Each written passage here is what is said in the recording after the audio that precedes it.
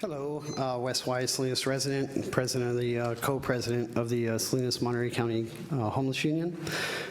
Just bringing it to your attention, just in case you might have swept it under the rug with all the rest of everybody else's belongings.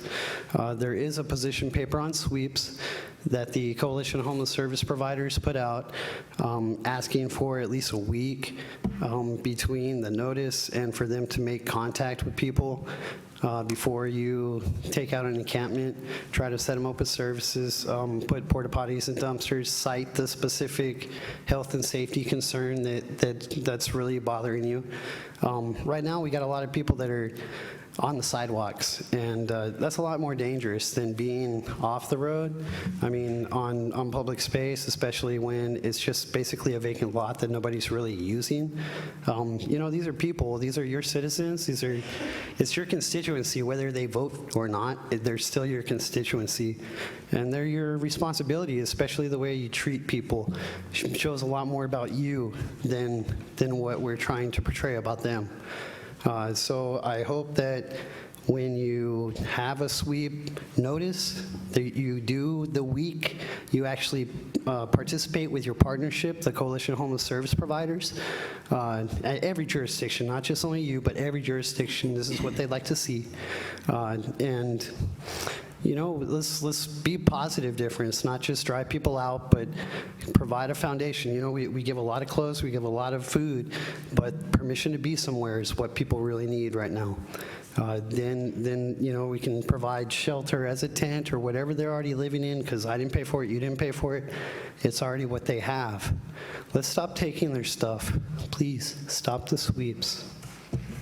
My name is Eric Peterson. Last weekend, I was able to go to a presentation in Los Angeles on what they're doing about homeless.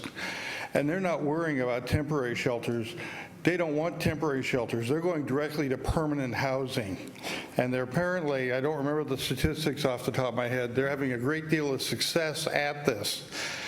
And when you get somebody in permanent housing, several things happen. One is you can deal with their problems. Another is it's actually, according to the presenter of this program, less expensive, 20% less than having somebody on the street dealing with police and dealing with emergency rooms for health care. So they're quite happy actually housing people, and maybe we need to. Thank you.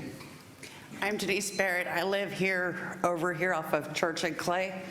And we need help with the homeless. Instead of revitalizing downtown, can we maybe use that to help the homeless?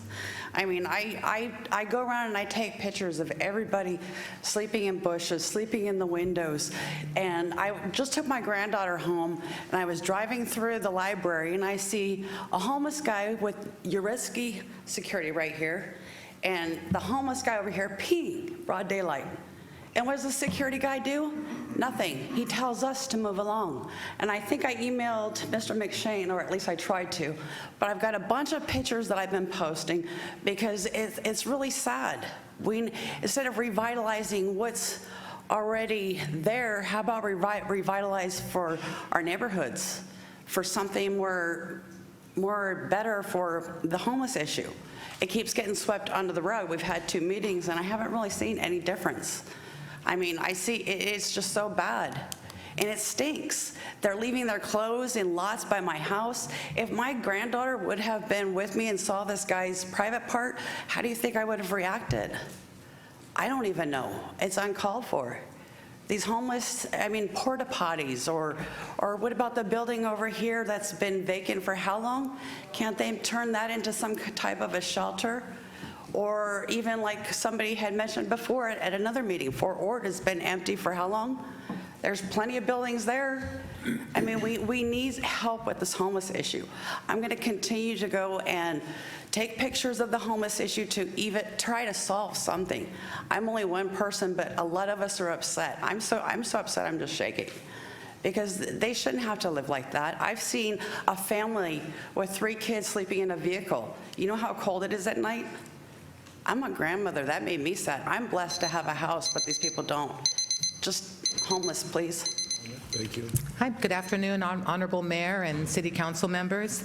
I'm Trish Sullivan. Most of you guys know me. I'm here because the downtown stinks. Literally, we're in the middle of a public health crisis, or maybe I should say epidemic. There's feces and urine all over, and it smells bad. We're losing business because of this. It has been steadily getting worse over the past 3 years, ever since the SCCIA took over and fired Hope Services. That group did a stellar job keeping the downtown clean. If there was ever urine or feces or vomit around, they cleaned it up. They were trained in that. They kept it spotless downtown. 3 years ago, I met with Council Member McShane and Mayor Gunter and Jim Pia to ask for portable toilets in every parking lot. I submitted a detailed plan to Jim Pia. I've spoken at the SCCA board meetings. There's been no response. We're in a crisis. We're in a major crisis. It's only a matter of time before people begin falling ill with hepatitis or some other horrible disease. I'm back today to ask that the plan for portable toilets in the parking lots, that's every parking lot in downtown, so that would be 6 locations, be approved so that we may keep the downtown clean, safe, and above all, healthy for residents and visitors alike.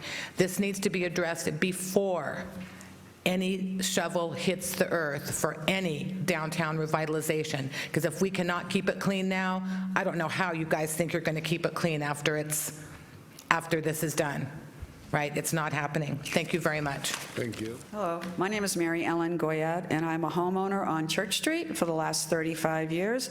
And I just want you to know that we're probably the majority of us are here because this is like my 3rd meeting of this homeless situation.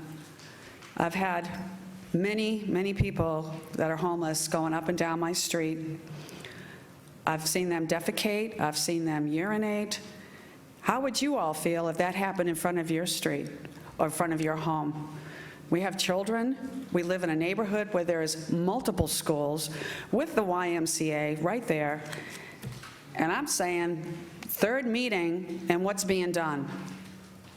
You know, what is being done? That's what my question is. What's the response from all of you? It's not fair to any of us to have to live in neighborhoods that we have worked very hard to have in our lives for safe and enjoyable for our children and for their children. And it's just not, it's not right. And instead of rebuilding a downtown, why don't you concentrate on what's happening right now in front of us? Most of us are here because of this homeless situation that has just taken over part of this city, besides the whole state. But right now, we're concentrating right here for us right now. And I would appreciate if all of you could please try to come together and make some kind of, you know, something to happen, instead of us coming to meeting after meeting after meeting and we don't see any progress. It's not fair, because none of you would want to put up with it either. Thank you.